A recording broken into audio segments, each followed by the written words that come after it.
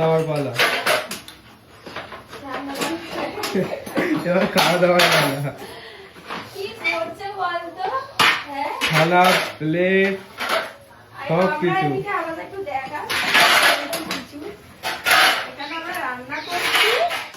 আর ওইদিকে আমার ছেলেরা বাজনা বাজাচ্ছে। খাওয়া রেডি? হ্যাঁ, যে মা খেতে দাও খেতে দাও, নাকি বাবা? এদিকে অবস্থা খারাপ হয়ে গেল রান্না করে। আর এদের দেখো ওরাও কি ব্যস্ত? আমার থালা বাসন মিলাই কোনটা কাজ।